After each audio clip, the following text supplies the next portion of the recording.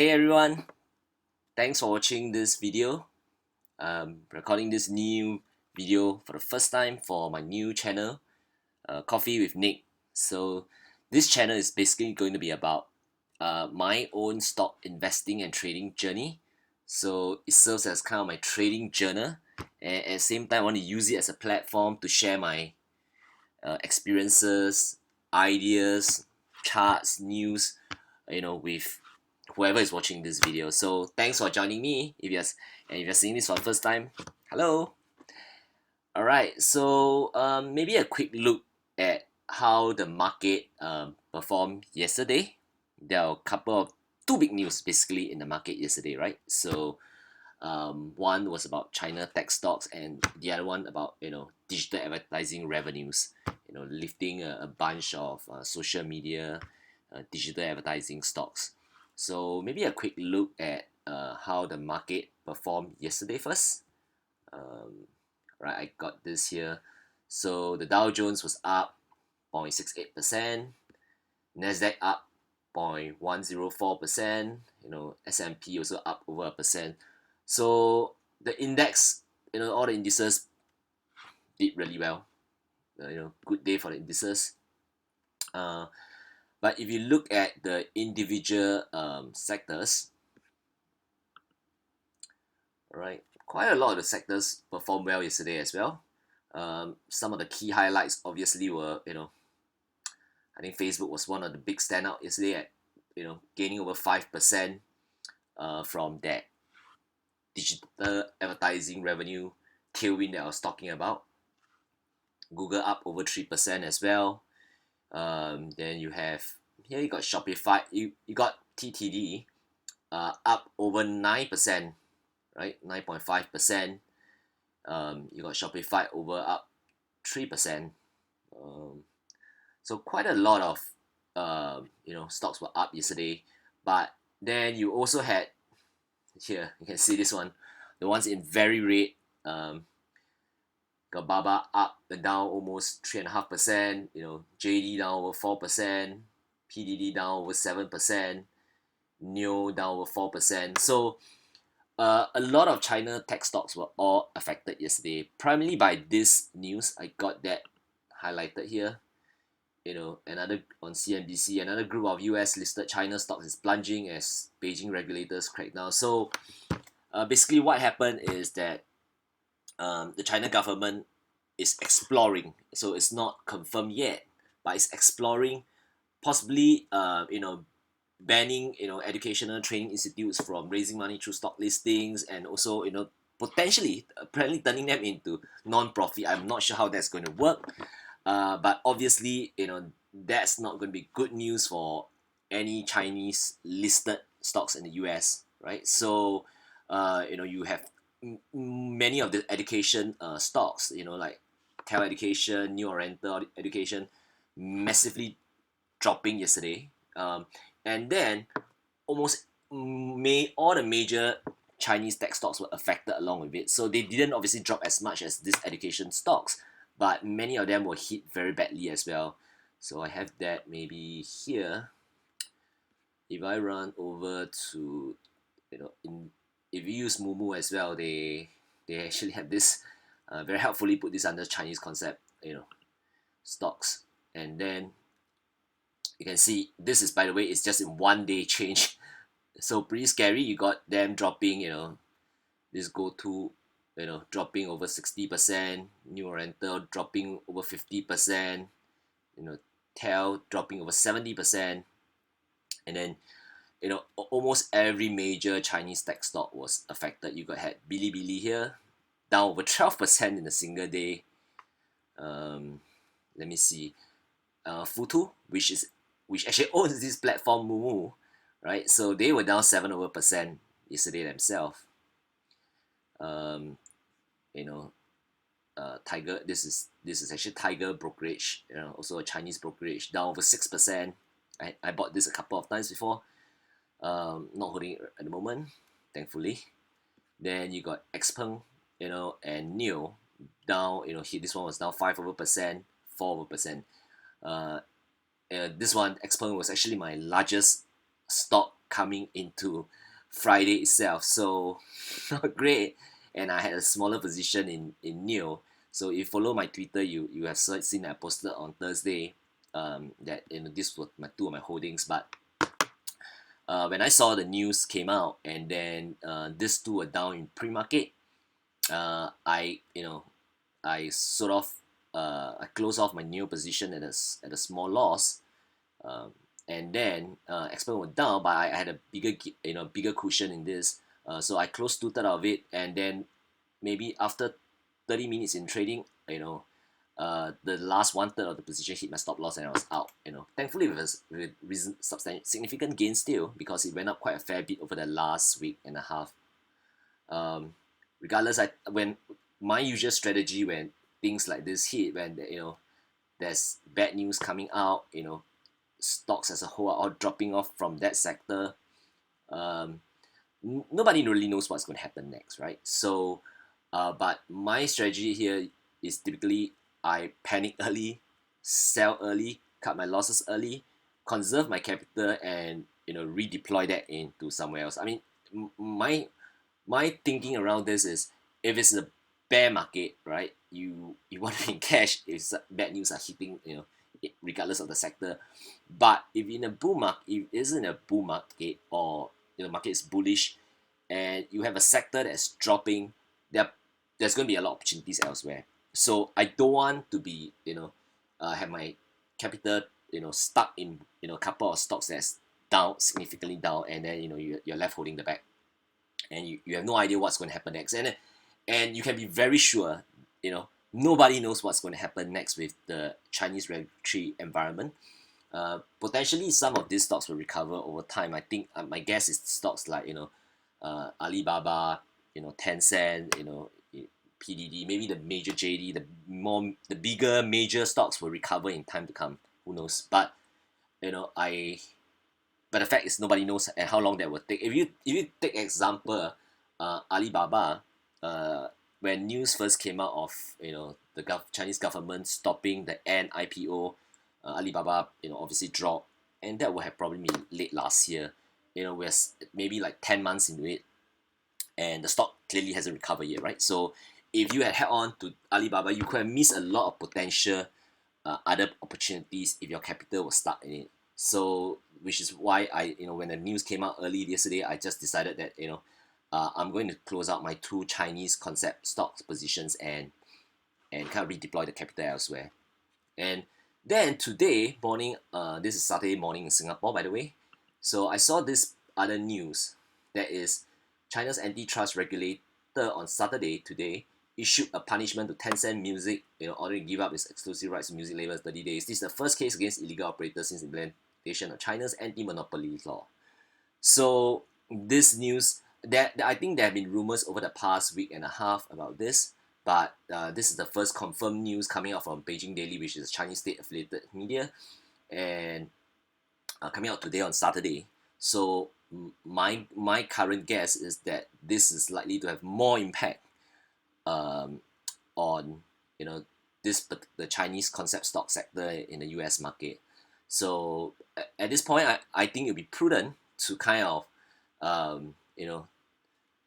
to look at this sector more, to be more cautious when you're thinking about buying anything from this sector. And if you're holding any stocks, any Chinese stocks, tech stocks, you probably want to decide what you want to do. If you're very confident in your stocks and plan to hold them for long term, that's fine. But if you intend to to cut them loose at some point, then you next week is probably going to be a pretty key week for you to look at them. All right, so that's I think that's we got enough about the Chinese tech stocks, so I'm not going to kind of go into that anymore. Maybe a quick look at my portfolio. Okay, so give me a minute. Close this one. All right, so here I updated my portfolio on Twitter. So do follow me on Twitter as well. My handle is Nick Love Coffee. So I update my portfolio almost on a daily basis on Twitter. So if you want to kind of you find that useful to know, you can actually follow me on Twitter as well. So yeah, so it was a good Friday. It was a good day for me yesterday, despite having to cut out these two Chinese tech stocks, and I took a bit of hit on them. I can see here I actually updated that as well. Uh, XPEV, I closed the whole position at about 5.9% gain. I probably held this over just over a week and a half, I think. Closed new at a bit of a loss of 1.72% loss, so that's fine. I'll stop out of Zoom, which is one of the very very few times I actually buy a stock under the 200 SMA. But got stop out. It did recover actually, but that happens. So with the new cash that I raised, I started new positions in Amazon, Magnite, PayPal, added to my Nvidia position. Had a really good day yesterday, up over 1.5%, I think. Primarily due to what I mentioned about the digital ads kind of tailwind after Snap and Twitter actually released their earnings the day before. Um, you know, I had Facebook, which was my second largest position coming into Friday. I had Pins, which was my third largest position. I have TTD, the trade desk, as one of my other positions. So overall, it was a really good week for me. Up over 4% for the week. This is my current portfolio. You can see now Facebook is my largest position. Amazon, which is the new position I started, is now really my second largest position already. I want to talk a little bit more about Amazon later, so we go into more detail there. But I think it's useful to kind of just look at maybe what I have here. What I was talking about, the ads kind of tailwind after Snap and Twitter released their earnings on Thursday. So you can see Snap is growing at the fastest rate since 2017. Q2 revenue for 2021, up 116% year on year. It's pretty crazy. How fast Snap is growing. I remember a few years ago, people were saying like Snap was languishing. Facebook was gonna crush it. Well, I guess not. But what I think is really important is Snap's and to a smaller extent Twitter's results show that it's going to be a very strong season for ads. And all these ads marketplaces. So like Google, Facebook, Twitter, Pins. In fact, all of them went up a lot yesterday, as you've seen earlier. Snap, I think I probably didn't kind of highlight Snap earlier. Let's kind of take a look at it. Where is Snap? I think Snap is, where the heck is Snap? I can find it, but it's up 23%. It should be here. So yeah, you can see Snap is up 23.82% for the day. Congratulations if you're holding that. I wasn't, but I had Facebook and Pinterest, both up over 5%. So yeah, that's not a consolation price that I'm unhappy with. Yeah, so very good day for some of these digital advertising stocks. All right, so here, looking back at this one, Snap growing so fast. Here I got another tweet from Street Guru HQ. You can follow them as well if you like. They posted a Morgan Stanley report talking about faster macro online ad growth. And the total market expansion. We believe we are at the early stages of further online ad. Total ad market expansion. Blah blah blah. Positive reads for Google, Facebook, Pins, Amazon ads in the next week. Now, I want to highlight this one. Positive reads for Google, Facebook, Pins. Everyone obviously know this one. These guys are all advertising, giants.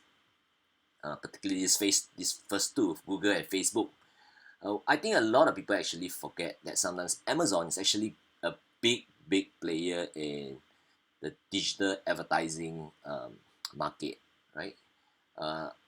And that's one of the reasons why actually I started my new position in Amazon. I actually was holding them until some point last week.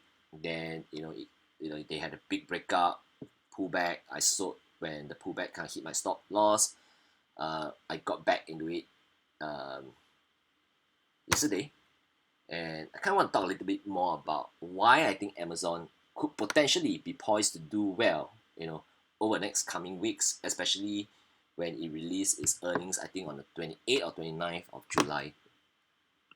Okay. This is someone I follow on Twitter quite closely. You can follow him as well. Really unsarcastic Daniel. He's talking here. Just I think that would have been 2 days ago, talking about Amazon's the outlook for the Q2 earnings that's coming out very soon.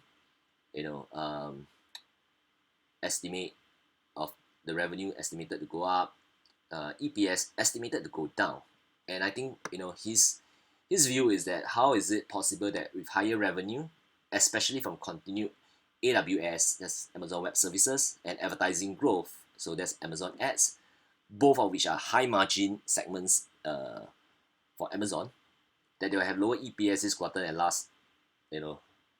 the last quarter, especially reduced COVID expenses, investment, hiring, blah blah, etc.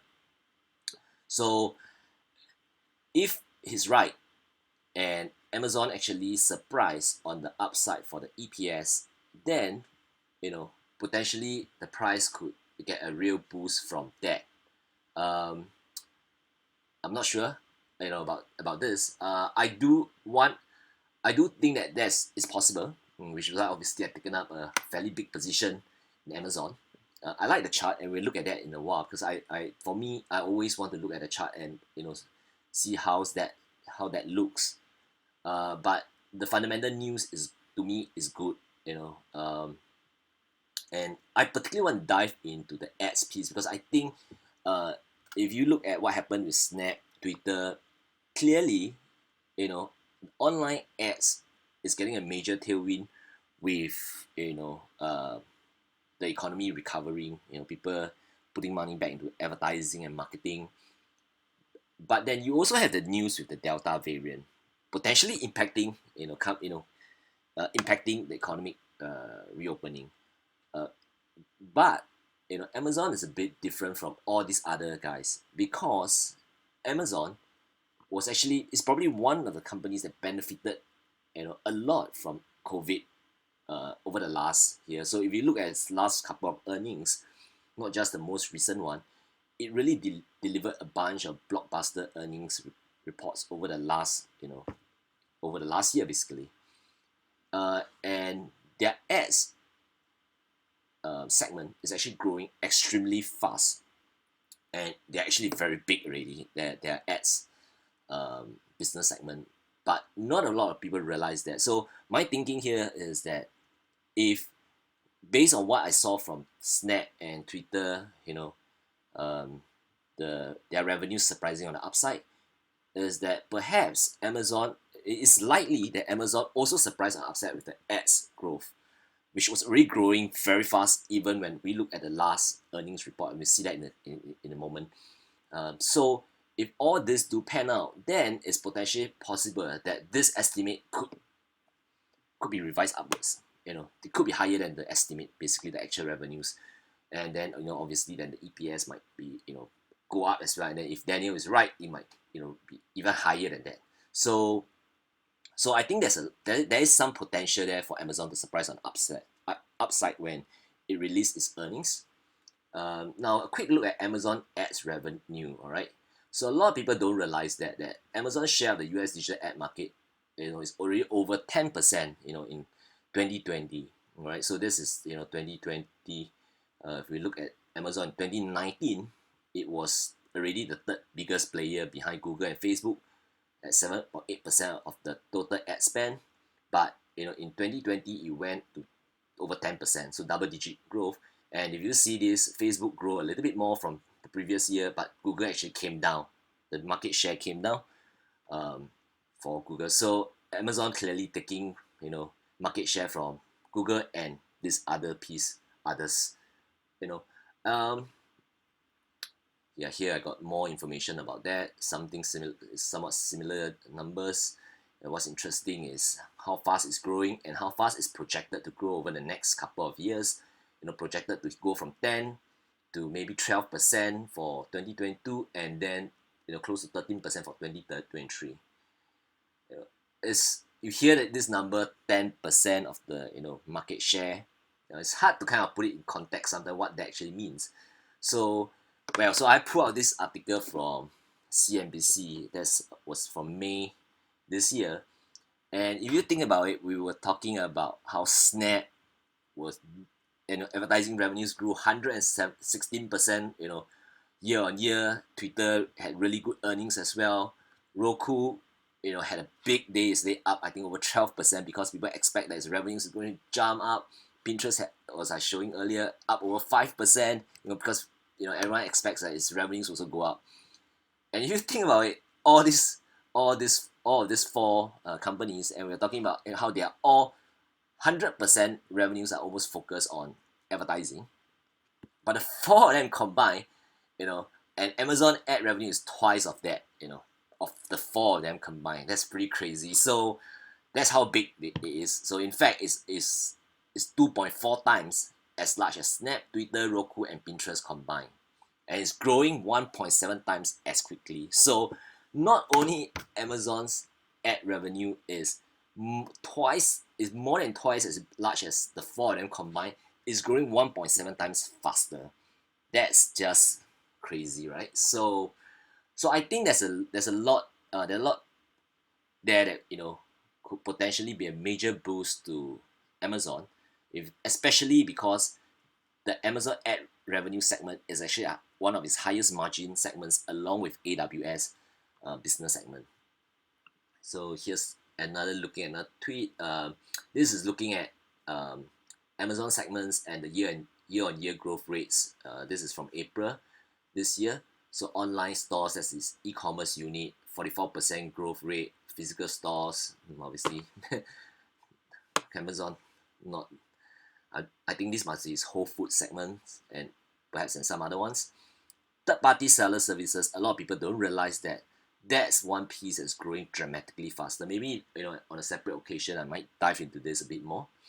Right, 64% growth, and that's just pretty crazy. So some major even if it's called e-commerce unit, is 44% up 44% year on year on its last earnings. Third-party seller services up 64%, subscription services up 36%. AWS, a lot of talk about this all the time. So, but this is actually a pretty competitive segment for it now. I mean, it's pretty competitive market with Microsoft, Google, and a bunch of others that's competing with it. Cloud revenues. Here's the ads are put into the others, which I think is the major part of the others revenue, and it's up 77%, as last earnings for Q1 earnings. So that's just crazy. I mean, a unit that is already more than twice of Snap, Roku, Twitter, Pinterest combined, growing 1.7 times as fast, and then you have them growing 77%, from that base. That's just madness. Here, this is somebody else that I follow that talks a bit about Amazon and why he thinks Amazon is I don't know about only buy in the market, but I definitely think that Amazon is poised to do well. Here he talks about their ad spend, their ad revenues as well, the same 77% increase in the ad business, which is the highest margin business. That's great to note, right? It's like your highest margin business is your fastest growing business, which already is a big. I mean, if it's a very small business, it's growing very fast, very high margin, that's one thing, but clearly it's already a major business segment for them, the highest margin as well as the fastest growing. So that's great news for any Amazon shareholders. What he talks about here is a little bit interesting, because something that I didn't kind of think about. He's saying that Amazon's ad revenue business is immune to COVID, unlike Facebook and Google. Because why, you ask? Because it lacks travel ad exposure. All right, Amazon ads are sellers jockeying for position, nothing more. And then he gives that's his example of how that Amazon ads actually look like. Let's open this up. So it's basically sellers on Amazon advertising, so that you can see all the sponsored ads. When you look at this product, all these other competitor products want to be showing you their products. So essentially the way I think of it is that the ads business is a supercharged part of the e-commerce business. So long that e-commerce business is growing, there will always be sellers who want to be putting ads and that number will keep going up, and because it's built on top that their original e-commerce business is high margin, because they don't need to do quite as much as in terms of trying to drive that part of the business. So it's high margin, and you continue to grow with the e-commerce business, and I think there's a lot to like there regarding their ads revenue. All right, so this segment of Amazon of 20 billion per year, growing 77%, likely 60+%, etc., etc. So I think that's great. And in fact, I put a comment on his tweet that I had a look at because the way I was thinking of it is that Amazon is doing this in the US, but actually, if you think about it, in China, Alibaba, which is like the Amazon of China, has already built this template, in that sense, is that the largest e-commerce player can actually dominate the online ad space. So in China, Alibaba actually has 30% share of digital advertising market, so much larger than what Amazon has right now in the US market. So Amazon's market share right now is about 10%, whereas Alibaba's market share in China is about 30%, and Alibaba's revenue about more than likely 60%. I don't think they should break out this number, but I saw it in a news report where somebody from Alibaba, I think it's the CFO, mentioned this maybe 2-3 years back, mentioned it was about 60% of their revenue came from their advertising platform. So if you think about it, that's if Amazon gets to anywhere near what Alibaba is doing in China in terms of ads revenues, that's going to be dramatic. Like triple, if you can imagine triple, if they can actually grow their ad revenue from 10% market share, 30% market share, they'll likely be the largest player in the digital ad market, perhaps even bigger than Facebook and Google. So I don't know, I'll go that far to say that you can extrapolate that from what Alibaba has done in China to what Amazon is going to do in the US, but I think the potential is definitely there. So just one last thing I want to do is maybe a quick look at the chart for Amazon, because if you look at my Twitter feed, you obviously know that most of my entries, positions, obviously I do look at the fundamentals. I want to buy companies that I think will do well, but I always look at the charts and when to enter and when to exit. So I'm not a buy and hold investor in a sense. But if you are, great. There's plenty of way to make money from the stock market, and you could be an Amazon long-term buy and hold investor, and I could be trading in and out of it, and both of us could be making money from it. So here, in fact, I actually got into Amazon around here, probably around late June, I think. Yep. So here, and then I broke out. It was really great. I was really happy. It was in fact my largest position at some point here, and then it pulled back down here. I exited actually at this point 3619, so just below this red line that I drawn, which is the low of these two candles. I caught this part of the breakout and some nice profits there. Came down, I was out of it completely at this point. It came up, back up again. I probably should have been looking at it more carefully when it came back up here, but there's obviously a lot of positions that I monitor, and I kind of missed that. And then so this is what I like to call undercut and rally, and there are a lot of people posting about this on Twitter. You can always look it up on how this concept works. So anyway, these are like prior lows, and then when the stock undercuts those lows, and then when it bounces back up, rallies above these earlier lows, that's usually a good sign. I didn't manage to get in here because I missed that, like what I mentioned. But now it's above some of its key moving averages. That's the 21 that I have here. That's the 10, and the blue one is the 5 exponent. These are the exponential moving averages. All right. So and then when it cuts above this one, I should have thought about getting in here, but I missed it. And then when it got over so my next price level was the high of this candle. So when it got above here, I got in around here, and then dipped down a little bit. I got some put in bought more here. Anyway, so I had multiple entries along somewhere on this candle, and my actual cost basis now is probably around 3651. It closed at 3656 yesterday, so just a little bit in the money for on my Amazon position, which is now my third largest position.